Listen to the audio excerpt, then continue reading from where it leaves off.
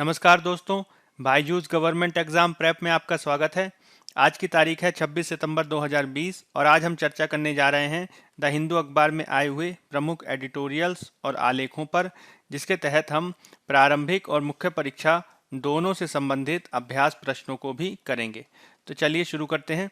आज की हमारे जो पहली खबर एडिटोरियल है वो पेज नंबर 6 से लिया गया है और इसका संबंध जीएस पेपर 2 में पॉलिटी से है। यह जो एडिटोरियल है ये मुख्य रूप से संबंधित है भारत में संसदीय व्यवस्था से, ठीक है, और संसदीय व्यवस्था के साथ ही भारत में किस प्रकार से इसका विकास हुआ है और विशेष रूप से सरकारों यानी कार्यपालिका पर संसदीय व्यवस्था के अधीक्षण को सुनिश्चित करने के लिए, संसदीय व्यवस्था के नियंत्रण को सुनिश्चित करने के लिए किस प्रकार से संसद आदि कार्य करते हैं, इसकी यह बात करता है। और साथ ही साथ हाल के समय में संसद आदि की जो विभिन्न व्यवस्थाएं हैं, जैसे कि मान लीजिए समिति व्यवस्था हो गई, या फिर इसके तहत जो विविध प्रकार के अध्यक्ष और पदाधिकारी होते हैं, जिसमें लोकसभा के अध्यक्ष और राज्यसभा के सभापति आदि, इनके द्वारा जो कार्य किया जाता है वह हाल के समय में किस प्रकार से इसमें कुछ सीमाएं देखी गई हैं और इन सीमाओं को दूर करने के लिए हमें क्या क्या किए जाने की ज़रूरत है, इसके संदर्भ में ये पूरा आलेख बात करता है। ठीक है, तो चलिए हम इसको देख लेते हैं। इसके तहत मुख्य बातें कौन कौन सी कही गई हैं।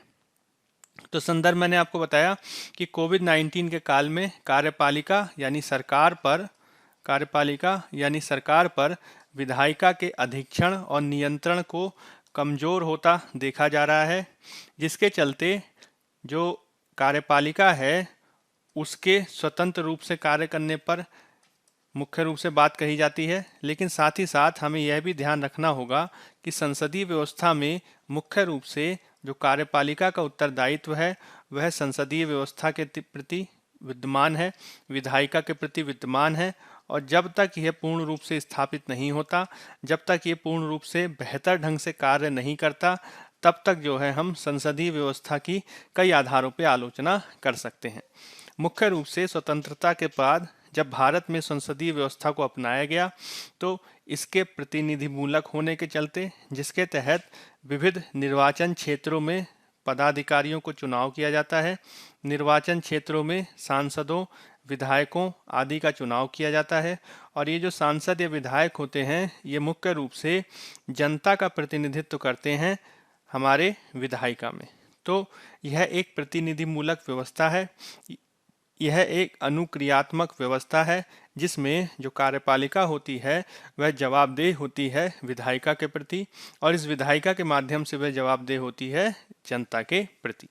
इसके तहत जो उत्तरदायित्व भी निर्धारित होता है, और साथ ही साथ इसमें अगर जो अल्पसंख्यक आदि वर्ग होते हैं उन अल्पसंख्यक वर्गों की भी मतों की महत्ता होती है, क्योंकि इसमें बिना किसी प्रकार की जाति को ध्यान में रखे, बिना किसी प्रकार के लिंग आदि को ध्यान में रखे 18 वर्ष के आयु के सभी जो व्यक्ति होते हैं उनको मताधिकार दिया जाता है।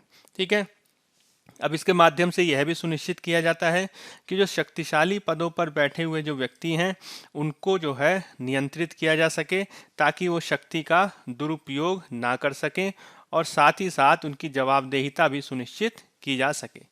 यह जो कुछ कारण हैं वे संसदीय व्यवस्था के तहत भारत द्वारा अपनाए गए हैं, जिसके तहत मुख्य रूप से कोशिश ये की जाती है कि संसदीय व्यवस्था में जो हम विविध प्रकार के उपकरणों को अपनाएं, ठीक है, शासन व्यवस्था के तहत या संसदीय व्यवस्था के तहत जो विविध प्रकार के उपकरणों को अपनाएं, उसके माध्यम से यह जो अधीक्षण की व्यवस्था है ये सुनिश्चित हो सके, जिसके तहत मुख्य रूप से संसद द्वारा समिति व्यवस्था को अपनाया गया है, जिसके तहत संसदीय व्यवस्था के तहत विविध प्रकार की समितियां स्थायी और अस्थायी कार्य करती हैं।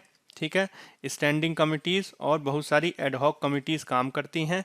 साथ ही साथ बहुत सारे पदों को भी सृजित किया गया है इसके संदर्भ में।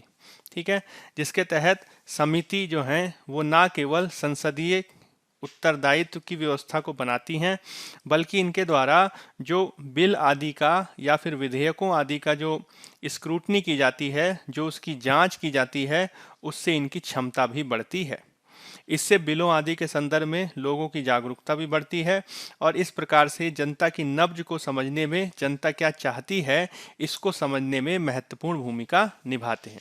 सबसे ज़्यादा महत्वपूर्ण यह बात है कि संसदीय व्यवस्था में सरकार द्वारा जो बिल आदि पेश किए जाते हैं वो बिल जो हैं मूल रूप से सरकार के ही पक्ष को ना रखें, उसमें संसद के माध्यम से जनता के पक्ष को भी शामिल किया जा सके, इसको भी सुनिश्चित किया जाता है इस समिति व्यवस्था आदि के माध्यम से, जिसमें आकलन समिति, लोक लेखा समिति और 1993 में गठित विभागों से संबद्ध स्थायी समिति की महत्वपूर्ण भूमिका होती है। ठीक है। अब ये जो संसदीय व्यवस्था है इसके बहुत सारे लाभ होते हैं, इसके बहुत सारे बेनिफिट्स हैं, या फिर हम कह सकते हैं इसके बहुत सारे महत्व हैं जिसको समझे जाने की ज़रूरत है। जैसे कि यह संसदीय व्यवस्था के तहत या संसद की कार्यवाही के तहत जो संसद के सत्र में जो कम समय की विद्यमानता दिखाई देती है, उस कम समय की विद्यमानता में जो गहन जांच होनी चाहिए बिलों आदि के संदर्भ में, यह इसको सुनिश्चित करती है, जिसके तहत जो बिल वगैरह होते हैं उनकी बेहतर जांच और अधीक्षण संभव होता है। ठीक है। तो संसदीय सुपरविजन हो सके, संसदीय स्क्रूटनी हो सके, इसके लिए जो है इन समितियों की महत्वपूर्ण भूमिका होती है। दूसरी बात हमें यह भी ध्यान में रखने जाने की ज़रूरत है कि जो संसदीय समितियों की जो बैठकें होती हैं वो जो है सार्वजनिक नहीं होती हैं। ठीक है। जिसके चलते जो है वो ज़्यादा बेहतर ढंग से बातचीत कर सकते हैं बिना किसी जनता की निगाह में आए। ठीक है। अगर कोई भी बैठक जनता की निगाह में आए की जाती है तो इससे होता क्या है कि वो ज़्यादा स्वतंत्र रूप से कार्य कर सकते हैं बिना किसी दबाव के। ठीक है। इसके तहत संसदीय कार्रवाई में जो विविध प्रकार के नियमों आदि को अपनाया जाता है, जो विविध प्रकार की प्रक्रियाओं को अपनाया जाता है, विविध प्रकार की नियमावली आदि का पालन किया जाता है, उसके विपरीत जो संसदीय व्यवस्था के तहत जो समिति व्यवस्था है उसमें नियमों आदि के प्रति ज़्यादा अनौपचारिकता होती है और इसमें मुख्य रूप से जो सदस्य होते हैं वो ज़्यादातर दलगत आधार पर भी कार्य नहीं करते। ठीक है। इसमें मुक्त रूप से परिचर्चा को बढ़ावा दिया जा सकता है, जिसमें जो नए सांसद आदि होते हैं उनको भी संसदीय मामलों के संदर्भ में बेहतर ट्रेनिंग मिलती है। साथ ही इसमें समय समय पर विशेषज्ञों से बातचीत करके और जनता की राय आदि लेकर भी बिलों के संदर्भ में एक ओर तो आप जन जागरूकता को बढ़ाएंगे, वहीं दूसरी ओर अगर कोई टेक्निकल मुद्दा आदि होता है, अगर कोई तकनीकी विषय आदि होता है तो उसके संदर्भ में भी वे समय समय पर जो है विशेषज्ञों से बातचीत करके उनकी राय लेते हैं। अब इसमें जो है बहुत सारी स्थायी समितियों आदि की महत्वपूर्ण विशेषता रही है। हालांकि लेखक का ये तर्क है कि हाल के समय में ये जो पूरी संसदीय की समिति व्यवस्था है वो लगातार कमजोर होती देखी गई है। साथ ही साथ हमें इसमें बहुत सारे ऐसे पदाधिकारियों के बारे में भी ध्यान रखना होगा जो पदाधिकारी संसदीय व्यवस्था में महत्वपूर्ण भूमिका निभाते हैं। अभी पदाधिकारी कौन कौन से हैं, तो मुख्य रूप से जो लोकसभा अध्यक्ष होते हैं उनकी महत्वपूर्ण भूमिका होती है और साथ ही साथ जो राज्यसभा के सभापति होते हैं उनकी भी महत्वपूर्ण भूमिका होती है संसदीय अधीक्षण में।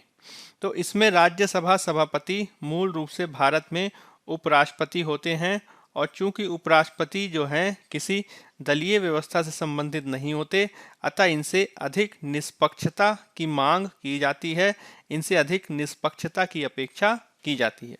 वहीं दूसरी ओर अध्यक्ष भले ही जो है राजनीतिक दल से संबंधित हों, लेकिन जब वो अध्यक्ष की कुर्सी पर बैठें तो उनसे भी ये अपेक्षा की जाती है कि वह दलीय परंपरा का पालन नहीं करेंगे और निष्पक्ष होकर फैसला करेंगे। और ऐसा भारत में देखा भी गया है, जिसमें बहुत सारे जो स्पीकर्स हुए हैं उन्होंने पार्टी लाइन से हटकर कार्य किया है, जैसे कि जीवी मावलंकर जो भारत के पहले लोकसभा अध्यक्ष थे स्वतंत्र भारत के पश्चात। इसके अलावा सोमनाथ चटर्जी जो यूपीए फर्स्ट के कार्यकाल में काफ़ी महत्वपूर्ण रहे, काफ़ी चर्चा में रहे थे। ठीक है। लेकिन वर्तमान में जो हम इस पूरी व्यवस्था को देख रहे हैं, जिसमें एक और हम संसदीय व्यवस्था को देख रहे हैं, समिति व्यवस्था को देख रहे हैं और ये जो अध्यक्ष होते हैं विविध प्रकार के पद, इनमें जो है हमें बहुत सारी सीमाएं वगैरह देखने को मिल रही हैं। ठीक है। अब सीमाएं क्या हैं, तो इसमें सबसे बड़ी सीमा जो देखी जा रही है कि यह देखी जा रही है कि जो समितियां वगैरह हैं वो काफ़ी महत्वपूर्ण रूप से काम कर रही हैं, लेकिन वो तभी महत्वपूर्ण रूप से अपना कार्य निभा पाएंगी जब संसद से पारित होने वाले जो बिल हैं वो समिति को रेफर किए जाएं, समिति को सौंपे जाएं। लेकिन ऐसा लगातार नहीं देखा जा रहा है, और चूंकि समिति को जो बिल हैं उनको सौंपा जाना अनिवार्य नहीं होता है, इसके चलते जो सरकारें हैं वो बिना संसद समिति को बिल को सौंपे कार्य करती हैं। जैसे कि पीआरएस संस्था का डेटा बताता है कि 14वीं लोकसभा में 60% बिलों को समिति को सौंपा गया था। 15वीं लोकसभा में आंकड़ा बढ़ के 71% हुआ, लेकिन वर्तमान की जो लोकसभा है उसमें 1/3 बिल भी जो है समिति को प्रस्तुत नहीं किए जा रहे हैं, जो काफ़ी चिंता का विषय है। हाल के समय में पिछले 1-2 वर्षों में जो बहुत महत्वपूर्ण निर्णय लिए गए हैं, जैसे कि जम्मू कश्मीर के पुनर्गठन से संबंधित निर्णय, हाल ही में श्रम सुधारों पर लिए गए निर्णय, इसके अलावा कृषि से संबंधित तीनों विधेयक, ये तीनों के तीनों जो मामले हैं वो बिना समिति की व्यापक परिचर्चा के ही पारित किए जाने का उनका प्रयास किया गया है। ठीक है, और अगर हम 2015 के बाद देखें तो 2015 के बाद ये ट्रेंड काफ़ी कमज़ोर हुआ है, जिसको लेकर हमें चिंता करनी चाहिए। ठीक है, अब जिस प्रकार से समिति व्यवस्था का महत्व रहा है, जैसे कि हमने चर्चा की, और साथ ही साथ जो अध्यक्ष के जो पद होते हैं, ठीक है, या सभापति के जो पद होते हैं, उनसे जिस प्रकार की हम निष्पक्षता की अपेक्षा करते हैं उसको सुनिश्चित किए जाने की ज़रूरत है। और इसके तहत हमें मुख्य रूप से केवल और केवल कोरोना वायरस आदि को आधार बनाकर कार्य नहीं करना होगा, जिसके तहत हम ये कहें कि कोरोना वायरस का समय चल रहा है और चूंकि बिल आदि को बनाना अनिवार्य है तो कार्यपालिका इसमें महत्वपूर्ण रूप से कार्य करे, और जब संसद का इसमें बारी आए तब आप उसमें उसको ज़्यादा महत्व ना दें। तो होना ये चाहिए कि केवल और केवल कोरोना वायरस को आधार बनाकर बिलों को जल्दबाजी में ना पारित किया जाए, और इसमें किसी भी स्थिति में कोशिश ये की जानी चाहिए कि इस पर व्यापक परिचर्चा हो सके। ठीक है, जिसके माध्यम से केंद्र और राज्य दोनों स्तरों पर हम संसदीय जांच को महत्व दे सकें। तो मुख्य रूप से जो हमारा आर्टिकल है वो संसदीय अधीक्षण की बात करता है। ठीक है, संसदीय सुपरविजन या संसदीय अधीक्षण की बात करता है, और साथ ही साथ ये संसदीय स्क्रूटनी और संसदीय जांच की बात करता है, और इस पूरे अधीक्षण और जांच प्रक्रिया में किस प्रकार से समितियों का कार्य वर्तमान में कमजोर हो रहा है और इसको दूर करने के लिए क्या किया जाना चाहिए, इसको हमें ध्यान में रखने की जरूरत है। ठीक है, चलिए अब अगला आर्टिकल देख लेते हैं। अगला जो हमारा आर्टिकल है वो पेज नंबर 6 से लिया गया है, और इसका संबंध जीएस पेपर 2 में आईआर से है। मुख्य रूप से ये बात करता है अफगानिस्तान के बारे में, और अफगानिस्तान में जो डेवलपमेंट देखे जा रहे हैं उसके तहत हम इस बात पे काफ़ी चर्चा कर चुके हैं कि दोहा में वर्तमान में जो अफगान सरकार है, ठीक है, और अफगान सरकार के साथ जो तालिबान है वो दोनों चर्चा कर रहे हैं, वो दोनों बातचीत कर रहे हैं, जिसको कहा जाता है इंटर अफगान टॉक्स, अंतरा सरकार वार्ता।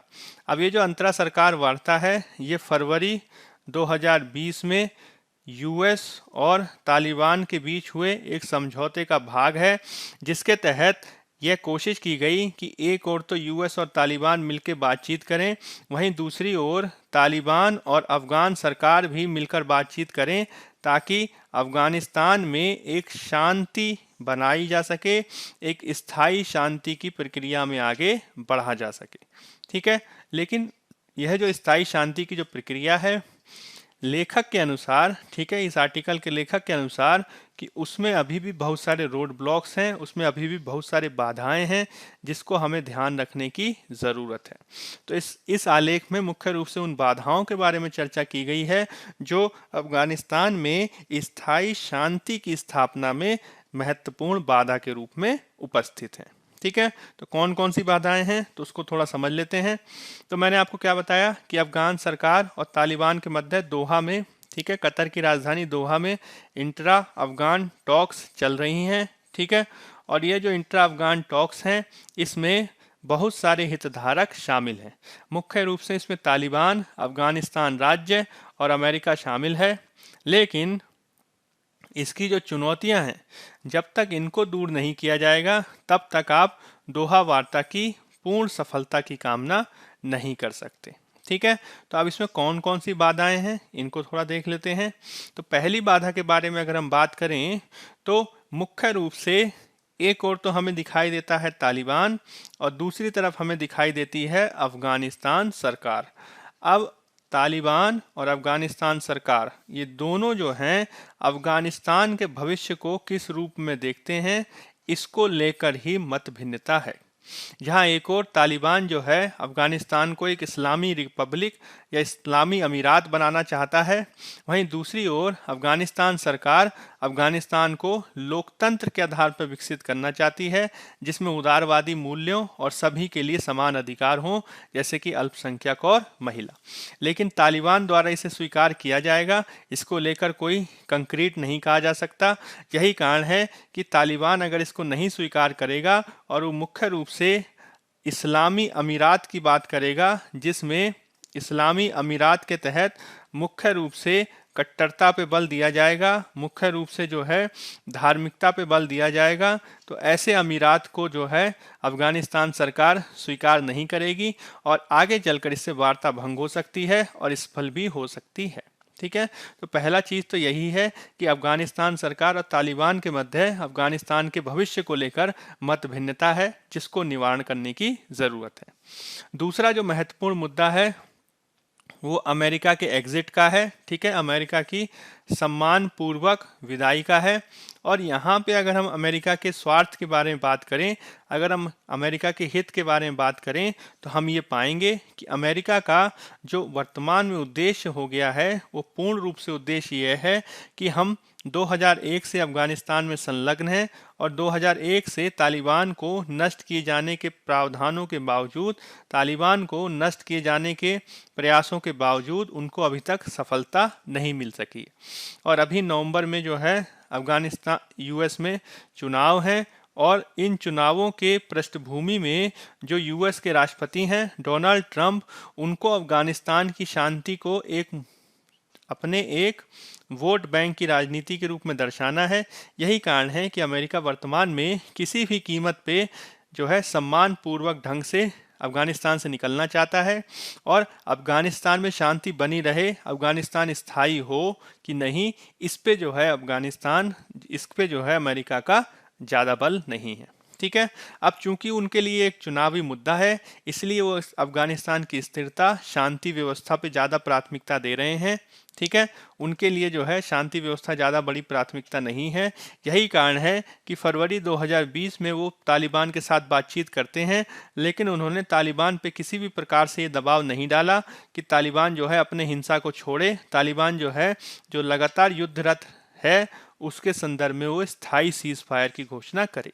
इससे हो क्या रहा था, जो अभी तक जारी है कि फरवरी से लेकर वर्तमान तक वार्ता लगातार चल रही है, लेकिन दूसरी ओर लगातार हिंसा का माहौल भी देखा जा रहा है। ठीक है, तो इसके चलते जो है न केवल तालिबान को हिंसा करने से ना रोका जा सका है और साथ ही साथ अमेरिका किसी भी तरीके से बाहर निकलना चाहता है जिससे अमेरिका के अफगानिस्तान से वापसी के बाद इसका भविष्य क्या होगा इसको लेकर निश्चित रूप से नहीं कहा जा सकता। ठीक है, तीसरी बात महत्वपूर्ण यह है कि तालिबान से बातचीत किस आधार पे की जाए, तालिबान से जो बातचीत की जाए वो कैसे की जाए, इसको लेकर भी अफगानिस्तान सरकार में मतभेद हैं और मुख्य रूप से अल्पसंख्यक और महिलाओं के अधिकार किस प्रकार से इसमें सुनिश्चित होंगे इसको आप सुनिश्चित रूप से नहीं कह सकते, इसको आप सर्टेनली नहीं कह सकते।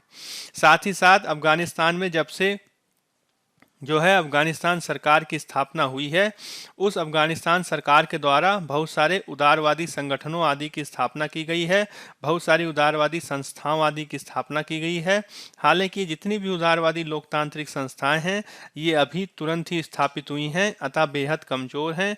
और अगर हम इस पूरी प्रक्रिया में तालिबान को शामिल करते हुए, ठीक है, तालिबान के आधार पर एक ऐसी व्यवस्था की स्थापना करेंगे जो इस्लामी अमीरात की की सिद्धांतों पर आधारित होगी, तो निश्चित रूप से जो तालिबान का जो स्वप्न है उसके आधार पर बनने वाला अफगानिस्तान इस प्रकार की लोकतांत्रिक उदारवादी संस्थाओं को महत्व नहीं देगा और ना ही वो अल्पसंख्यकों और महिलाओं के अधिकारों को महत्व देगा। ठीक है, अब इसी से रिलेटेड जो है अगला मुद्दा है, अगला महत्वपूर्ण पॉइंट है कि तालिबान के मन में क्या चल रहा है, तालिबान चाह क्या रहा है, इसको लेकर भी अनिश्चितता है। ठीक है, क्या वो बातचीत इसलिए कर रहा है कि आगे चलकर जो है वो राजनीतिक प्रक्रिया में हिस्सा लेगा, क्या बातचीत इसलिए की जा रही है कि आगे चलकर वो लोकतांत्रिक चुनाव प्रक्रिया में भाग लेगा और इस आधार पर जो है वो अफगानिस्तान के भविष्य में शामिल होगा, इसको लेकर भी अनिश्चितता है, जिसमें वह राजनीतिक प्रक्रिया में भागीदारी लेने के साथ लोकतंत्र को मानेगा या लोकतंत्र को रिजेक्ट कर देगा, इसको लेकर भी अस्पष्टता है। ठीक है, दूसरी जो सबसे बड़ी बात है वो इसी से संबंधित है कि तालिबान द्वारा 2001 से लगातार हिंसा का प्रयोग किया जा रहा है और यह जो हिंसा है वो वर्तमान में उसके लिए और अधिक शक्ति प्राप्त करने का एक माध्यम हो गया है। ठीक है, तो पिछले 20 साल से कोशिश की जा रही है कि तालिबान को समाप्त किया जाए, लेकिन जो उसके द्वारा लगातार हिंसा की जा रही है अब वो उसकी शक्ति बन गई है, जिसके चलते यह संभव नहीं है कि वो आगे भी हिंसा को त्याग दे, क्योंकि इसी से जो है उसको शक्ति मिल रही है, इसी से उसको जो है बार्गेनिंग पावर मिल रही है। ठीक है, तो अगर जो है लगातार आप बार्गेनिंग पावर के तहत अगर आप जो है इस बात को स्वीकार कर लेंगे कि नहीं तालिबान जो है वो तो हिंसा करता ही रहेगा, तो इससे जो है अफगानिस्तान किस प्रकार से स्थिर हो सकेगा, यह एक बहुत बड़ा प्रश्न है। ठीक है, इसके अलावा अभी वर्तमान में अमेरिका की विद्यमानता है, भले ही बहुत अधिक संख्या में ना हो, तो जब अमेरिका की पूर्ण रूप से वापसी हो जाएगी, जब अमेरिका की उपस्थिति शून्य पे पहुंच जाएगी, जीरो पे पहुंच पाएगी, तो अफगानिस्तान के जो संलग्न कंट्रीज हैं, अफगानिस्तान के संलग्न जो क्षेत्रीय शक्तियां हैं, वो अपने प्रभुत्व को अफगानिस्तान में स्थापित करने के लिए सक्रिय हो जाएंगे और इससे फिर से जो है एक तरीके का जो कूटनीति है, एक तरीके की जो हित साधने की जो रणनीति है वो प्रारंभ हो जाएगी, जिसमें ईरान, अफगानिस्तान, ईरान, पाकिस्तान, चीन, रूस आदि द्वारा कोशिश की जाएगी कि हम अफगानिस्तान में अपने प्रभुत्व को स्थापित करें और इस सूरत में अफगानिस्तान द्वारा क्या किया जाएगा यह भी एक बहुत बड़ी चुनौती हो जाएगी। ठीक है, अब यह जितनी चुनौतियां हमने लगभग 6 चुनौतियों के बारे में बात करी, इन चुनौतियों को ध्यान में रखते हुए ही हमें कार्य करने की जरूरत है। ठीक है, तो क्या करना होगा, तो महत्वपूर्ण बात तो यह है कि आप वार्ता भले ही कर दें, ठीक है, आप लगातार जो है चर्चा भले ही करते रहें, लेकिन जब तक सभी के हितों को ध्यान में रख के कार्य नहीं होगा तब तक जो है आप स्थायी शांति की कामना नहीं कर सकते। ठीक है, पहली चीज ये। दूसरा ये है कि आपको किसी भी हालत में कोशिश ये करनी होगी कि तालिबान अपने हिंसा के मार्ग को छोड़े और उसे राजनीतिक मुख्यधारा में शामिल किया जाए। ठीक है, ये चीज इंपॉर्टेंट है। साथ ही साथ अमेरिका द्वारा अफगानिस्तान से जो वापसी की जा रही है उसमें उसकी जो दायित्व है, ठीक है, अमेरिका का जो दायित्व है जो 2001 से लगातार बना हुआ है वो पूर्ण रूप से उसके एग्जिट से समाप्त नहीं हो जाना चाहिए और अगर उसके एग्जिट होने के बाद भी अफगानिस्तान में स्थिरता नहीं रहती, अफगानिस्तान अस्थिर रहता है, तो इसका जो उत्तरदायित्व है वो मुख्य रूप से अमेरिका पे ही डाला जाना चाहिए, जिसके आधार पर अगर कोई भी असफलता होती है तो अमेरिका जिम्मेदारी ले और इस आधार पर जो है वो ये कोशिश करे कि अफगानिस्तान जो है वो लोकतांत्रिक आधार पर विकसित हो। तो इसका मतलब ये हुआ कि आप वार्ता भले ही करते रहो, लेकिन कोशिश आप ये करो कि इसमें जो रोड ब्लॉक्स हैं, इसमें जो चुनौतियां हैं, उसका भी आप सही से निवारण करें, ताकि अफगानिस्तान का जो स्थायित्व है, अफगानिस्तान की जो स्थिरता है वो मुख्य रूप से बनाई जा सके। ठीक है, तो ये कुछ ऐसे बिंदु हैं, ये कुछ ऐसी बातें हैं जो आपको ध्यान रखनी है अफगानिस्तान के संदर्भ में। ठीक है, चलिए अब अगला आर्टिकल देख लेते हैं। अगला जो हमारा आर्टिकल है वो पेज नंबर 6 से लिया गया है और इसका संबंध जीएस पेपर 3 में इकोनॉमी से है। ठीक, तो यह मुद्दा क्या है इसको देख लेते हैं। तो अभी हाल में ही जिस प्रकार से कृषि के क्षेत्र में, ठीक है, कृषि के क्षेत्र में 3 विधेयकों को पारित कराया गया, उसी प्रकार से श्रम सुधारों के संदर्भ में भी जो है सरकार द्वारा संहिताओं या कोड्स को संसद में प्रस्तुत किया गया है और पारित कराया गया है, जिसमें लगभग 29 जो श्रम कानून हैं उनको एक साथ करके उनको जो है संहिताओं में कोडिफाइड किया गया है, संहिताओं में जोड़ दिया गया है, जिसमें मुख्य रूप से इंडस्ट्रियल रिलेशन पे, ठीक है, औद्योगिक संबंधों पे संहिता बनाई गई है और साथ ही जो है सामाजिक सुरक्षा, सोशल सिक्योरिटी आदि पर भी बनाया गया है एक श्रम संहिता। इसके अलावा इससे पूर्व वेतन पर भी एक श्रम संहिता पहले ही बनाई जा चुकी है। तो कुल मिला के 4 श्रम संहिताओं को अब तक अंतिम रूप दिया जा चुका है। तो ये जो आर्टिकल है मुख्य रूप से 3 जो अभी हाल में ही संसद से पारित हुई उन पे जो है बातचीत करता है। ठीक है, तो संदर्भ मैंने आपको क्या बताया कि संसद द्वारा श्रम सुधारों पे संहिता यानी कोड को पारित किया गया है, लेकिन ये जो श्रम सुधारों पे जो संहिता पारित हुई है इसकी कई आधारों पे आलोचना की जा रही है। क्या क्या आलोचना की जा रही है? तो पहली चीज तो ये है कि आपने, ठीक है, 14 सितंबर से सत्र प्रारंभ किया, ठीक है, और 14 सितंबर से लगभग 25 सितंबर तक जो है वो सत्र चला है। तो मात्र 10 से 11 दिन में ही जो है आपने इतने बड़े श्रम सुधारों को जो है लागू करवा लिया, इतने बड़े श्रम सुधारों को पारित करवा लिया, और वो भी बिना व्यापक परिचर्चा के। साथ ही साथ जब इनको पारित करवाया जा रहा था तो उसमें विपक्ष अनुपस्थित था, विपक्ष ने बायकॉट कर रखा था। तो अगर आपने इस पे चर्चा की भी तो वो चर्चा किस प्रकार से सार्थक होगी, वो किस प्रकार से समावेशी होगी, इसको लेकर भी बहुत सारे लोग प्रश्न चिन्ह कर रहे हैं। ठीक है, इसके अलावा ये जो कोड हैं, ये जो संहिताएं हैं, इसको लेकर काफ़ी समय से चर्चा चल रही है और 2019 में भी इससे संबंधित प्रस्ताव लाया गया था। तो जो 2019 में जो प्रस्ताव आया था उसको संसदीय समिति को सौंपा गया था और संसदीय समिति ने इस पर पूर्ण रूप से विचार भी किया था। लेकिन वर्तमान में 2020 में जो संहिताएं लाई गई हैं उसमें कई सारे नए प्रोविजंस जोड़े गए हैं, कई सारे नए प्रावधान जोड़े गए हैं, और ये जो नवीन प्रावधान जोड़े गए वो बिना संसदीय समिति के विचार किए हुए ही इनको पारित करा लिया गया है, जिसके आधार पर इसकी आलोचना की जा रही है। ठीक है, अब ये जो तीनों जो संहिताएं हैं जिसका संबंध, एक का संबंध इंडस्ट्रियल रिलेशन औद्योगिक संबंध से है, एक जो है सोशल सिक्योरिटी से रिलेटेड है, और दूसरी व्यावसायिक सुरक्षा, स्वास्थ्य और कार्य स्थिति से है, ऑक्यूपेशनल सेफ्टी, ठीक है, हेल्थ और वर्क कंडीशन से है। ठीक है, तो यह जो पूरी जो तीनों संहिताएं हैं इसमें जो है जो पहले जो हमने बातें करी कि किस प्रकार से इन पे व्यापक परिचर्चा होनी चाहिए थी और किस प्रकार से जो इसमें बहुत सारे विवादित प्रावधान हैं उस पे जो है हमें विचार करना होगा बहुत सारे हितधारकों को साथ में लेकर। जैसे कि औद्योगिक संबंध संहिता विधेयक 2020 में सरकार द्वारा जो हड़ताल करने का जो प्रावधान है, जिसमें सरकार जो है नियंत्रण लगा रही है, सीमित कर रही है, इस पे विचार करने की जरूरत है।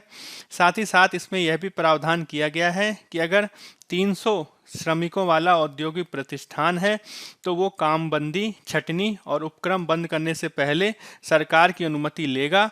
तो इसका मतलब क्या हुआ कि पहले केवल और केवल 100 जो हैं कर्मी, अगर इनसे ज़्यादा कर्मी काम कर रहे हैं तब जो है वो आसानी से उस फैक्ट्री को बंद कर सकता था और इसके लिए जो है उसे अनुमति लेने की ज़रूरत नहीं थी। अब ये जो 100 की जो संख्या है इसको बढ़ा के 300 कर दिया गया है। इसका मतलब क्या हुआ कि अगर आपके यहाँ 299 श्रमिक काम कर रहे हैं, आपकी फैक्ट्री में 299 लोग काम कर रहे हैं और आप उन सबको हटाना चाहते हैं या फिर आप अपनी फैक्ट्री को बंद करना चाहते हैं, तो यह जो है आप आसानी से कर सकते हैं बिना सरकार की अनुमति थे। ठीक है, पहले ये जो प्रावधान था वो 99 पे लागू था, यानी 100 अगर हो जाएंगे या 100 से बाहर अगर हो जाएंगे तब आपको अनुमति लेनी पड़ेगी। वर्तमान में इसको बढ़ा के 100 से 300 कर दिया गया है। तो इसके संदर्भ में आलोचना की जा रही है कि अब फैक्ट्रियां जो हैं वो अपने वर्कर्स को काफ़ी आसानी से निकाल सकती हैं। ठीक है, अब इसके बाद आपने 29 से ज़्यादा कानूनों को संहिताबद्ध किया है, लेकिन इसके बावजूद इससे जुड़े जितने हितधारक थे उनसे सलाह नहीं ली, जो एक आलोचना का विषय है। ठीक है, इसके अलावा आप 2002 से जो है श्रम सुधारों को लगातार करने का प्रयास कर रहे हैं और 2002 के बाद से 2020 की अवधि में लगातार ये कोशिश की जा रही है कि केंद्र और राज्य दोनों के स्तर पर जो विविध प्रकार के कानून हैं उनको सुधारने के लिए कोशिश की जाए। ठीक है। तो श्रम सुधारों पे बहुत सारे काम वगैरह हुए हैं, लेकिन आपको इसके तहत यह बात ध्यान में रखनी होगी कि यहाँ तो एक तो आप श्रम सुधारों के तहत आप एक तो जो आर्थिक गतिविधियां हैं, जो इकोनॉमिक एक्टिविटीज़ हैं, उनको बढ़ाएं। वहीं दूसरी ओर आपको इस बात को भी बैलेंस करना होगा कि इसमें जो श्रमिकों का जो हित है वो भी सधे और उनको जो है किसी भी प्रकार का नकारात्मक प्रभाव ना पड़े। तो वर्तमान के जो संहिताएं हैं उसमें कोशिश ये की गई है कि बहुत सारी अच्छी बातों को भी इसमें शामिल किया जाए, जैसे कि सामाजिक सुरक्षा संहिता 2020 में एक बोर्ड को प्रस्तावित किया गया है, सामाजिक सुरक्षा बोर्ड, जो असंगठित श्रमिकों, गिग श्रमिकों और प्लेटफॉर्म श्रमिकों के विविध वर्गों के कल्याण के लिए योजना वगैरह बनाएगा। अब ये जो प्लेटफॉर्म श्रमिक होते हैं, ऐसे श्रमिक होते हैं जो ऑनलाइन प्लेटफॉर्म का उपयोग करके अन्य संगठनों या व्यक्तियों को सेवाएं प्रदान करते हैं। तो ऑनलाइन श्रमिकवादी को भी इसमें शामिल किया गया है। साथ ही साथ जो व्यावसायिक सुरक्षा, स्वास्थ्य और कार्य संहिता है, कार्य स्थिति संहिता है, उसमें अंतर्राज्यीय प्रवासियों के कल्याण के लिए कार्य किया गया है। साथ ही साथ इसमें एक यात्रा भत्ते को भी प्रस्तावित किया गया है, जो कि उनके गृह राज्य की यात्रा करने के संदर्भ में नियोक्ताओं द्वारा दिया जाएगा। तो ऐसा नहीं है कि इसमें जो है बहुत सारी आलोचनाएं ही हैं, ठीक है, बहुत सारे सकारात्मक तथ्य भी हैं, लेकिन सकारात्मक तथ्यों के साथ आपको ये चीज़ भी ध्यान रखनी होगी कि जो इसकी चिंताएं हैं उसको भी समय पर निवारित किया जाना चाहिए।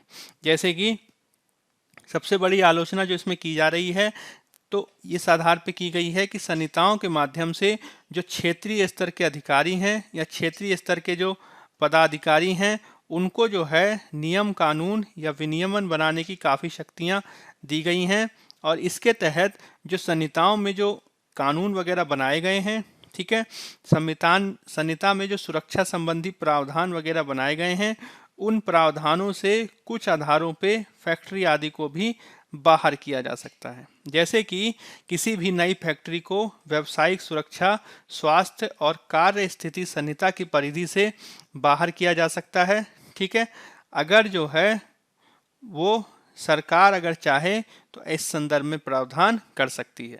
साथ ही साथ किस क्षेत्र को फैक्ट्री बनाया जाएगा, इसके संदर्भ में श्रमिकों की संख्या को भी बढ़ा दिया गया है। जैसे कि अगर कोई फैक्ट्री बिजली के साथ काम कर रही है तो उसको बढ़ा के 20 से 40 किया गया है। अगर कोई बिजली के बिना काम कर रही है तो ऐसी फैक्ट्री 10 से बढ़ाकर 20 की गई है। यानी अगर कोई क्षेत्र जो फैक्ट्री जैसा ही उत्पादन कर रहा है लेकिन उसमें मान लीजिए 10 कर्मी हैं तो उसको फैक्ट्री ही नहीं माना जाएगा, जिसके चलते फैक्ट्री एक्ट आदि प्रावधान उस पर लागू ही नहीं होंगे। साथ ही साथ इसमें राज्यों को अधिक अधिकार दिए गए हैं, जो एक प्रशंसा का विषय है। लेकिन अगर आप बहुत ज़्यादा नियम विनियमों को क्षेत्रीय अधिकारियों के हाथ में छोड़ेंगे तो इससे जो है भ्रष्टाचार की संभावना बढ़ सकती है। इससे जो है विवेकाधीन शक्तियों की जो सीमाएं हैं वो बढ़ सकती हैं, जिससे आगे चलकर श्रमिकों का जो कल्याण है वो नकारात्मक रूप से प्रभावित हो सकता है। ठीक है, तो यह जो बातें हैं कुछ आपको ध्यान में रखने की ज़रूरत है, जिसके तहत मुख्य रूप से बल इस बात पे दिया जाना चाहिए कि जो आपने बिल पारित किए हैं इसमें और अधिक विचार किया जाए, जिसमें आप ईज़ ऑफ डूइंग बिजनेस या भारत में व्यापार करने को आसानी को जरूर बढ़ावा दें, लेकिन साथ ही साथ आप श्रमिकों के हितों का भी ध्यान रखें। इसको आप महत्वपूर्ण जो है बनाए रखें, ताकि दोनों के जो पक्ष हैं उनको संतुलित किया जा सके। ठीक है, चलिए अब अगला आर्टिकल देख लेते हैं। अगला जो हमारा आर्टिकल है वो पेज नंबर 6 से लिया गया है और इसका संबंध जीएस पेपर 3 में इकोनॉमी से है। ठीक है, तो इसको देख लेते हैं क्या है। तो अभी हाल में ही कैग की एक रिपोर्ट आई है, ठीक है, और कैग की रिपोर्ट के तहत इस तथ्य को हाईलाइट किया गया है, इस तथ्य को महत्वपूर्ण रूप से उठाया गया है कि केंद्र सरकार द्वारा हाल के वर्षों में जो उपकर होते हैं, ठीक है, या फिर जो सरचार्ज वगैरह होते हैं मुख्यतः से लगाए जा रहे हैं, और जो उपकर और सरचार्ज वगैरह लगाए जा रहे हैं जिसके तहत जो उपकर यानी जिसको अंग्रेजी में सेस कहते हैं और जो सरचार्ज होता है यानी कर के ऊपर कर, तो ये जो उपकर और सरचार्ज लगाए जाते हैं ये मुख्य रूप से जो केंद्र सरकार होती है वो केंद्र सरकार लगाने के लिए इसमें जो है शक्ति रखती है, और जो उपकर और सरचार्ज लगाए जाते हैं वो भारत की पॉलिटी के अंतर्गत, भारत के फेडरल चरित्र के अंतर्गत जो केंद्र है वो पूर्ण रूप से इन उपकरों को रखती है। तो भले ही जो है सरकार ने बहुत सारे उपकर वगैरह लगाए हैं, लेकिन मुख्य रूप से जो एडिटोरियल है वो इस बात की बात करता है कि जिस उद्देश्य के लिए आपने उपकर लगाया, ठीक है, जिस काम के लिए आपने उपकर लगाया, जिस नाम से वो उपकर था, उस उपकर को उस नाम के लिए खर्च ही नहीं किया गया, उसको जो है आपने अपने खाते में जमा कर लिया, आपने जो है उसको संचित निधि का भाग बना लिया। तो इससे हुआ क्या कि जिस उद्देश्य के लिए उस उपकर वगैरह को लगाया गया था, वो जो उद्देश्य ही था वही डिफीट हो गया, जिससे ये जो उपकर है उसकी सार्थकता बाधित होती है। ठीक है, तो संदर्भ क्या है? तो कैग की रिपोर्ट ये बताती है कि कैग ने हाल के समय में बहुत सारे उपकर यानी सेस लगाए हैं। ठीक है, यानी कर के ऊपर कर, कर के ऊपर कर, सेस मतलब होता है उपकर, यानी कर के ऊपर कर लगाया जाना। तो यह जो कर के ऊपर कर जो उपकर लगाए गए हैं, इससे लगभग जो है सारी की सारी जो राशि है वो विशिष्ट उपकरों के लिए खर्च नहीं की गई, और इसमें 40% जो राशि है वो संचित निधि में शामिल कर ली गई। जैसे कि लगभग 35 आपने अलग अलग उपकर लगाए और इनसे आपको कुल राशि प्राप्त हुई लगभग 3 लाख करोड़ रुपए, 2,75,000 करोड़ रुपए, लेकिन केवल 1,64,000 करोड़ रुपए ही आपने विशिष्ट फंड में जारी किए। यानी अगर मान लीजिए आपने स्वास्थ्य से संबंधित उपकर लगाया, तो उस स्वास्थ्य से संबंधित उपकर को आपको मुख्य रूप से स्वास्थ्य पे ही खर्च करना था, लेकिन आपने ऐसा नहीं किया। ठीक है, तो यह जो दुरुपयोग हो रहा है, इसको कैग ने जो है हाईलाइट किया है और इस बात को आवश्यक बनाया है कि आवश्यक बताने पे अनिवार्य बल दिया है कि जिस उद्देश्य के लिए उपकर को लगाया जाए, उसी उद्देश्य को जो है प्रयोग किया जाना चाहिए, उस उपकर को उसी काम के लिए खर्च करना चाहिए। ठीक है, जैसे कि उदाहरण देते हैं कि लगभग 10 साल से कच्चे तेल के क्षेत्र में उपकर को लगाकर लगभग 1,25,000 करोड़ रुपए इकट्ठा किए गए हैं, लेकिन यह जो रुपया है इसका हस्तांतरण तेल क्षेत्र के विकास के लिए पूर्ण रूप से नहीं किया गया। इसी प्रकार से आपने पेट्रोल और डीजल पर लगाई गई अतिरिक्त जो एक्साइज ड्यूटी है, जो उत्पादन ड्यूटी है, उसको भी जो है इसलिए लगाया गया था ताकि पेट्रोल और डीजल पर लगाए जाने वाले अतिरिक्त एक्साइज ड्यूटी से सड़क और अवसंरचनागत विकास के लिए खर्च किया जा सके। लेकिन यह देखा गया कि इस लगाई गई अतिरिक्त ड्यूटी को खर्च नहीं किया गया सड़कों और अवसंरचना विकास में। इसी प्रकार से जीएसटी जो वस्तु और सेवा कर की व्यवस्था जो लागू की गई, उसको जो है राज्यों को क्षतिपूर्ति देने के लिए, राज्यों को जो है कंपनसेट करने के लिए इसके संदर्भ में एक उपकर लगाया गया। लेकिन इस उपकर को भी जिस माध्यम से, जिस तरीके से राज्यों को जो है इसका भुगतान करना चाहिए था, उस माध्यम से इसका भुगतान नहीं किया गया। इससे हुआ क्या कि जो केंद्र राज्य जो संबंध हैं वो नकारात्मक रूप से प्रभावित हुए हैं, जिसको ध्यान में रखे जाने की जरूरत है। इसी के साथ भारत में स्वास्थ्य और शिक्षा पर लगभग 4% उपकर लगाया गया है। ठीक है, लेकिन ये जो 4% उपकर लगा है, उसमें हमने वर्तमान में केंद्र सरकार ने वर्तमान में से केवल शिक्षा पे ही खर्च किया है और इस उपकर को अभी तक स्वास्थ्य पे खर्च नहीं किया गया है। इसी प्रकार से जो कस्टम्स पे जो सामाजिक कल्याण सरचार्ज लगाया गया है, उसको भी पूर्ण रूप से सामाजिक कल्याण पर खर्च ना करके दूसरे उद्देश्यों से लिए इसे खर्च किया जा रहा है। ठीक है, अब यह जो उपकर को लगाए जाने की जो प्रवृत्ति है, ठीक है, सरचार्ज को लगाए जाने की जो प्रवृत्ति है, यह मुख्य रूप से तब से देखी गई है जब से जो 14वें वित्त आयोग ने जो अनुशंसा की कि जो राज्यों को जो राजस्व वितरण होना चाहिए, राज्यों को केंद्र की जो सेंट्रल पूल है, राजस्व का जो पूल है, उसमें 42% मिलना चाहिए। तो इसको जो है पहले ये 32% था, 32% से बढ़ा के इसको किया गया 42%। यानी अगर राज्यों को जो है ज़्यादा धन का बंटवारा होगा तो उसके बाद निश्चित रूप से केंद्र को अपनी आवश्यकताओं की पूर्ति के लिए दूसरे मार्गों को तलाशना पड़ा, जिसके तहत उसने उपकर के माध्यम को चुना, उसने जो है सरचार्ज के माध्यम को चुना। अब इसको क्यों चुना? तो वो इसलिए चुना क्योंकि जो उपकर से प्राप्त होने वाली जो राशि होती है, जो सरचार्ज से जो प्राप्त होने वाली राशि होती है, उसको जो है राज्यों के साथ बांटना नहीं पड़ता है। ठीक है, तो यह जो व्यवस्था अपनाई गई वो लेखक के अनुसार या विशेषज्ञों के अनुसार जो सरल कर पद्धति है, या फिर हम जो चाह रहे हैं कि सिंपल टैक्स रिजीम हो, उसके विरुद्ध है। और साथ ही साथ इसको लेकर राज्य भी शिकायत करते हैं कि पेट्रोल और डीजल पर जो कर वगैरह लगाए जाते हैं उसका भार जनता पर पड़ता है, उसके लिए जो है राज्य सरकारों की आलोचना की जाती है। लेकिन मुख्य रूप से ये जो उपकर वगैरह है वो केंद्र सरकार द्वारा लागू किया जाता है, केंद्र सरकार द्वारा लगाया जाता है, और इसका लाभ भी केंद्र सरकार द्वारा जो है पूर्ण रूप से लिया जाता है। तो यह जो कर उपकर उपकर लगाए जाने वाली जो प्रणाली है, इसको अनेक विद्वान भारत के फेडरल चरित्र के प्रति पूर्ण न्यायसंगत नहीं मानते, क्योंकि उनका कहना है कि जब भी आप कर व्यवस्था की बात करेंगे तो उस कर व्यवस्था से जो भी कर प्राप्त होगा उसमें केंद्र की भी भागीदारी होनी चाहिए और राज्य की भी भागीदारी होनी चाहिए। ठीक है, तो ये कुछ ऐसी बातें हैं जो आपको ध्यान में रखनी है, जिसके तहत सबसे पहले तो ये होना चाहिए कि अगर आप जिस उद्देश्य के लिए सरचार्ज लगा रहे हैं उसको उसी उद्देश्य के लिए खर्च करें और उसको किसी दूसरे देश के लिए खर्च ना करें। और इसके तहत अगर कोई सरचार्ज लगाया जा रहा है तो इसके संदर्भ में राज्यों को भी विश्वास में लिया जाना चाहिए ताकि उनको भी कोई शिकायत ना हो। इसके तहत भारत की कर व्यवस्था में आपको यह भी ध्यान रखना होगा कि वर्तमान जो कोविड-19 का समय है उसमें अर्थव्यवस्था में मंदी की स्थिति है, और अगर इसमें नागरिकों पर ज़्यादा करों का बोझ डाला जाएगा, चाहे वो प्रत्यक्ष कर के माध्यम से हो, अप्रत्यक्ष कर के माध्यम से हो, या फिर उपकर की व्यवस्था के माध्यम से हो, तो इससे होगा क्या कि इस प्रकार के प्रावधानों से नागरिकों पर अधिक दबाव पड़ेगा, जिसके चलते उन्हें दिक्कत हो सकती है। ठीक है, यही कारण है कि बहुत सारे विशेषज्ञ ये सलाह देते हैं कि पेट्रोल आदि पर जो अधिक उपकर है उसको हटा लिया जाना चाहिए और इसको कुछ कम किया जाना चाहिए।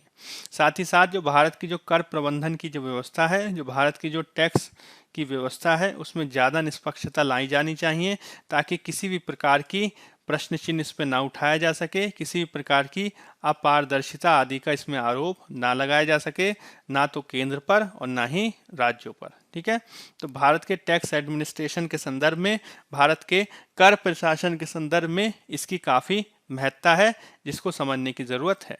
ठीक है, चलिए अब अगला आर्टिकल देख लेते हैं। अगला जो हमारा आर्टिकल है उसका संबंध पेज नंबर 1 से है और यह संबंधित है जीएस पेपर 3 में इकोनॉमी से। तो हुआ क्या है इसको देख लेते हैं। तो देखिए अभी हाल में अभी खबर क्या आई है कि वोडाफोन द्वारा लगभग $2 बिलियन के, ठीक है, लगभग $2 बिलियन के टैक्स के संबंधित केस को जीत लिया गया है। और यह जो मामला था वो वोडाफोन ले गया था हेग के अंतर्राष्ट्रीय ट्रिब्यूनल में। ठीक है, हेग में, हेग द नीदरलैंड्स में एक अंतर्राष्ट्रीय ट्रिब्यूनल है, वहाँ पे जो है इस मामले को ले जाया गया था। और यह जो पूरा मामला है ये 2007 से शुरू हुआ, जब वोडाफोन के द्वारा भारत में एक कंपनी थी जिसका नाम था हचिसन मोबाइल कंपनी। इस हचिसन मोबाइल कंपनी के जो कार्य थे, ठीक है, मोबाइल टेलीफोन वाले कार्य, उसको वोडाफोन द्वारा खरीद लिया गया। अब जब वोडाफोन ने इसको लगभग $11 बिलियन में खरीदा तो भारत द्वारा इसमें मांग की गई कि भारत में चूंकि ये काम कर रही थी कंपनी, अतः जो है वोडाफोन लायबल है, अतः वोडाफोन को जो है कर देना चाहिए भारत को लगभग $4 बिलियन। ठीक है, लेकिन टेलीकॉम कंपनी ने इसे नहीं माना और दोनों में विवाद हो गया। अब ये जो विवाद है न्यायालय में गया और 2012 में जो है टेलीकॉम कंपनी के पक्ष में सुप्रीम कोर्ट ने अपना निर्णय दिया। लेकिन 2012 में जब सुप्रीम कोर्ट का निर्णय आया तो सरकार ने नियम को बदल के उसे अपने पक्ष में कर लिया और इस आधार पर रेट्रोस्पेक्टिव, ठीक है, रेट्रोस्पेक्टिव टैक्स को लगाया गया। रेट्रोस्पेक्टिव टैक्स क्या होता है? तो रेट्रोस्पेक्टिव टैक्स का मतलब क्या हुआ कि जिस तारीख को वो लागू हुआ है, ठीक है, कोई कानून जैसे फिनेंस बिल 2012, तो जिस तारीख को उसको लागू किया गया है उस तारीख से पूर्व उसका लागू होना। जैसे कि 2012 में मान लीजिए इसको लाया गया बिल को, तो कहा गया कि यह जो कानून है यह जारी होगा 2005 से, ऐसे करके मान लीजिए कह दिया गया, तो इसे कहा जाता है पूर्वकालिक, ठीक है, इसे कहा जाता है पूर्वकालिक कराधान की व्यवस्था। तो ये जो पूर्वकालिक कराधान की जो व्यवस्था होती है, इसको कई अंतर्राष्ट्रीय जो मानक हैं उसके विरुद्ध माना जाता है, जिसके तहत जो कंपनियां कार्य करती हैं वो इसको बेहतर नहीं मानती हैं, और यही कारण है कि वोडाफोन द्वारा इसे कंटेस्ट किया गया था। ठीक है। अब जब 2012 में जो है सुप्रीम कोर्ट के निर्णय के बावजूद जो है सरकार ने अपने कर के मामले को से पीछे हटने से इनकार कर दिया, तो 2014 में जो वोडाफोन है वो इस मामले को हेग के अंतर्राष्ट्रीय ट्रिब्यूनल में ले गया, जिस पे अभी हाल में ही निर्णय आया है। अब निर्णय क्या है? तो कोर्ट ने कहा है कि भारत द्वारा जो कर दायित्व को बोला गया है या भारत जो कर दायित्व की मांग कर रहा है वो एक निष्पक्ष नहीं है, ठीक है, फेयर नहीं है, और ये फेयर ट्रीटमेंट के खिलाफ है। ठीक है। साथ ही साथ भारत और नीदरलैंड के मध्य निवेश संधि हुई है, ठीक है, बायलैटरल इन्वेस्टमेंट ट्रीटी हुई है, और ये जो बायलैटरल इन्वेस्टमेंट ट्रीटी हुई थी इसके द्वारा दोनों देशों ने कहा था कि हम दोनों देश की कंपनियों से बेहतर जो है व्यापार के संदर्भ में ट्रीट करेंगे, उनसे जो है हम अधिक कर की मांग वगैरह नहीं करेंगे। तो जिस प्रकार से भारत पूर्व की तिथि से कर को मांग रहा है वो जो है फेयर नहीं है, अतः भारत का दावा इसमें नहीं बनता। ठीक है। साथ ही साथ भारत अंतर्राष्ट्रीय स्तर पर जो व्यापार को बढ़ावा देने के प्रयासों को कर रहा है उन व्यापार को बढ़ावा देने के बाध्यताओं के भी खिलाफ है, अतः इसको नहीं माना जाना चाहिए। ठीक है। अब भारत का पक्ष ये है कि भारत ये कह रहा है कि वर्तमान में जो फैसला आया है उसका वो अध्ययन करेगा, उसके बाद ही कार्यवाही इसमें की जाएगी। ठीक है। हाल के समय में इस तरीके के बहुत सारे मामले देखे जा रहे हैं जिसमें भारत जो है लगभग 1 दर्जन से अधिक मामलों में इसमें संलग्न है। ठीक है। इसके तहत मुख्य रूप से जो पूर्वकालिक तिथि होती है, ठीक है, उसके आधार पर कर को मांगा जाता है, और इस आधार पर जो है लगातार विवाद बढ़ रहे हैं जिसको हल किए जाने की जरूरत है। ठीक है। तो ये जो है हल्का सा हमने मामला देखा। अब धीरे धीरे जैसे ये मामला और आगे बढ़ेगा तो हम इस पे और विस्तार से चीज़ों को देखने की कोशिश करेंगे। ठीक है। चलिए, तो अब हम देख लेते हैं कि क्या किया जाना चाहिए। तो आपको ये चीज़ ध्यान में रखनी है कि जब भी आप कर प्रशासन के मामले में बात करें, ठीक है, जब भी आप कर व्यवस्था के बारे में बात करें तो आपको ये चीज़ ध्यान रखना होगा कि आप तो एक तौर तो जो आपकी कर की प्रणाली है, जो आपकी टैक्स की जो व्यवस्था है वो एक और आपकी पारदर्शी बने, वहीं दूसरी ओर अगर कोई कंपनी आदि आपके यहाँ व्यापार करने आती है तो ईज ऑफ डूइंग बिजनेस या व्यापार करने को बढ़ावा देने के संदर्भ में भी कार्य किया जाना चाहिए, जिसके तहत कंपनी को ऐसा फील नहीं होना चाहिए कि कल आप पूर्व की तिथि से कोई नियम को लागू करके अधिक कर आदि की मांग करने लगेंगे। ठीक है। तो भारत में कर प्रशासन भी बेहतर हो और ईज ऑफ डूइंग बिजनेस को भी बढ़ावा मिले, इन दोनों को किए जाने की ज़रूरत है। ठीक है। चलिए, अब कुछ प्रीलिम्स प्रैक्टिस क्वेश्चन देख लेते हैं। निम्नलिखित कथनों पर विचार कीजिए। राष्ट्रीय चिकित्सा आयोग, ठीक है, नेशनल मेडिकल कमीशन एक भारतीय विनियामक निकाय है जिसका गठन चिकित्सा शिक्षा और चिकित्सा प्रोफेशनलों के विनियमन के लिए किया गया है। दूसरा कथन है इसका गठन medical council of India (MCI) के साथ किया गया है तथा दोनों मिलकर भारतीय चिकित्सा शिक्षा क्षेत्र को विनियमित करेंगे। ठीक है। तो सत्य कथन की पहचान करनी है, केवल एक, केवल दो, एक और दो दोनों की उपरोक्त में से कोई नहीं। तो इसमें पहला जो कथन है वो सत्य है। ठीक है। राष्ट्रीय चिकित्सा आयोग विनियामक निकाय है जिसका गठन चिकित्सा शिक्षा और चिकित्सा प्रोफेशनलों के विनियमन के लिए किया गया है। हालांकि जो दूसरा कथन है वो गलत है, और ये जो राष्ट्रीय चिकित्सा आयोग आया है वो MCI को हटाकर आया है। ठीक है। MCI को जो है के स्थान पर आया है और इसको जो है अभी हाल में ही गठित किया गया है 25 तारीख को। ठीक है। तो आज के अखबार में खबर आई है जिसमें मेडिकल काउंसिल ऑफ इंडिया जो भारत में मुख्य रूप से चिकित्सा, ठीक है, हेल्थ एजुकेशन के लिए काम करती थी। ठीक है। हेल्थ एजुकेशन के काम करने के साथ जो हेल्थ प्रोफेशनल्स हैं, हेल्थ प्रोफेशनल डॉक्टर्स आदि, उनके जो है विनियमन के लिए कार्य करने वाली जो संस्था थी उसको अब रिप्लेस कर दिया गया है और उसके स्थान पर एक नई संस्था की स्थापना हुई है जिसका नाम है नेशनल मेडिकल कमीशन। ठीक है। राष्ट्रीय चिकित्सा आयोग। ठीक है। यह एक 33 सदस्यों वाली समिति है जिसके माध्यम से मुख्य रूप से हेल्थ एजुकेशन और हेल्थ प्रोफेशनल के विनियमन का कार्य किया जाएगा। ठीक है। चलिए अगला क्वेश्चन देख लेते हैं। हाल ही में बीमा विनियामक और विकास प्राधिकरण IRDAI द्वारा निम्नलिखित में से किन बीमा कंपनियों को घरेलू रूप से महत्वपूर्ण बीमाकर्ताओं domestic systematically important insurers domestically systematically important insurance के रूप में 2020-21 के लिए पहचाना गया है? भारतीय जीवन बीमा निगम LIC, general insurance corporation of India GIC, new India assurance company. 1, 2 और 3, 1, 2 और 3, 1 और 2 की उपरोक्त में से कोई नहीं। तो ये तीनों के तीनों जो कंपनियां हैं इनको IRDAI के द्वारा 2020 से 21 की अवधि के लिए, ठीक है, डोमेस्टिक सिस्टमैटिकली इम्पॉर्टेंट इंश्योरेंस के रूप में पहचाना गया है। तो उत्तर क्या हो जाएगा हमारा? A, 1, 2 और 3। ठीक है, आज ही अखबार में खबर आई है जिसके आधार पर जो है इनको पहचाना गया है। अब ये जो डोमेस्टिक सिस्टमैटिकली इम्पॉर्टेंट इंश्योरर्स होते हैं, ये ऐसी कंपनियां या ऐसी बीमा कंपनियां हैं जो मार्केट में सर्वाधिक महत्वपूर्ण स्थान रखती हैं और इनको कहा जाता है टू बिग टू फेल। क्या कहा जाता है? Too big to fail. Too big to fail का मतलब क्या हुआ कि अगर इनमें जो है किसी भी प्रकार की दिक्कत आ गई या अगर इनमें जो है किसी भी प्रकार की जो है दिवालियापन की स्थिति वगैरह आ गई तो पूरा जो बीमा का जो क्षेत्र है वो नकारात्मक रूप से प्रभावित होगा।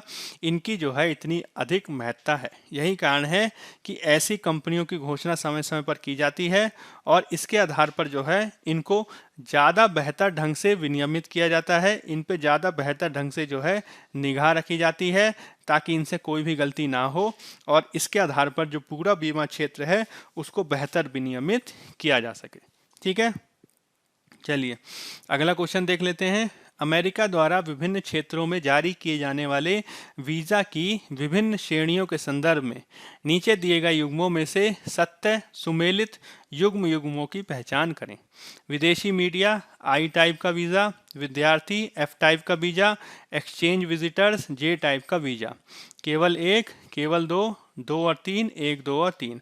तो ये तीनों के तीनों जो ऑप्शंस हैं वो सही हैं। उसका उत्तर हो जाएगा हमारा D। तो आज के अखबार में पेज नंबर 15 पे खबर आई है जिसमें अमेरिका द्वारा जो स्टूडेंट और मीडिया जो वीज़ा है, ठीक है, जो तीनों प्रकार के हमने वीज़ा की बात करी, I, F और J प्रकार का जो वीज़ा, इसके संदर्भ में जो है नियमों को परिवर्तित किया गया है।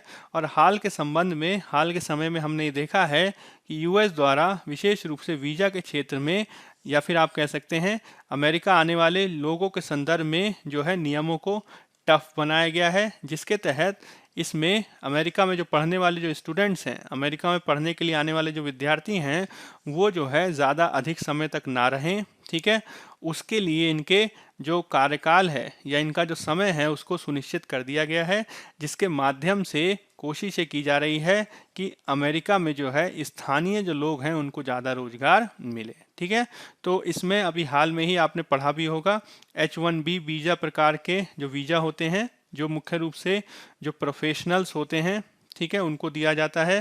तो ये जो प्रोफेशनल्स को जो वीज़ा दिया जाता है इसकी भी नियम शर्तों को जो है काफ़ी कठिन बनाया गया है, जिसके आधार पर पूरी दुनिया में जो है इसकी आलोचना की जा रही है। ठीक है, तो ये समझ लेना है। अगला क्वेश्चन देख लेते हैं।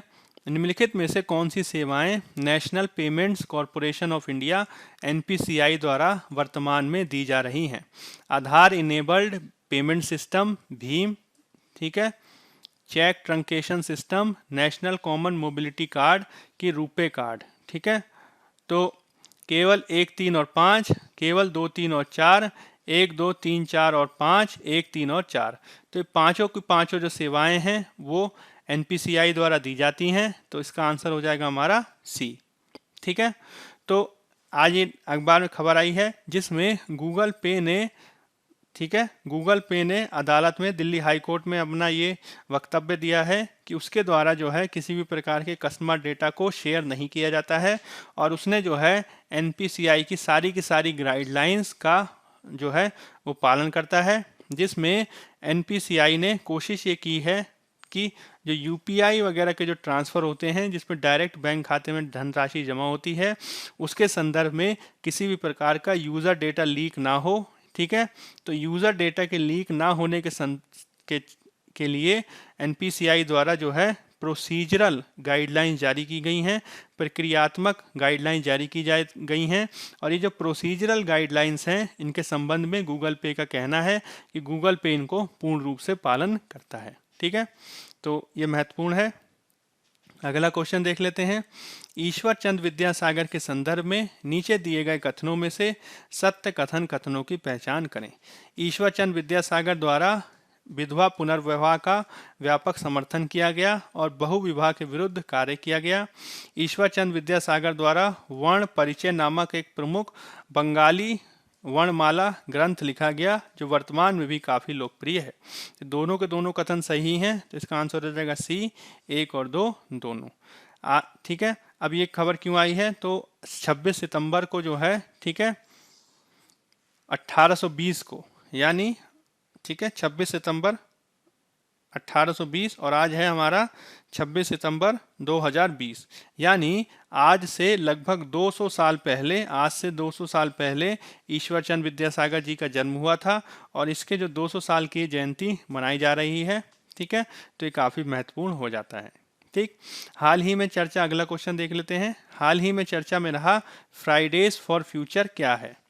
वैश्विक जलवायु हड़ताल आंदोलन, ग्लोबल क्लाइमेट स्ट्राइक मूवमेंट, ऐसा दिवस जिसके अंतर्गत स्वच्छ जल की महत्ता को दर्शाया, हाईलाइट किया जाता है। एमनेस्टी इंटरनेशनल की मानव अधिकार पहल, डिजिटल डिवाइड को कम करने के संदर्भ में बाल अधिकार आंदोलन। तो फ्राइडेज फॉर फ्यूचर क्या है, तो अंतर्राष्ट्रीय स्तर पर जलवायु परिवर्तन के प्रति जो है जागरूकता बढ़े, इसके संदर्भ में एक ये कार्य है।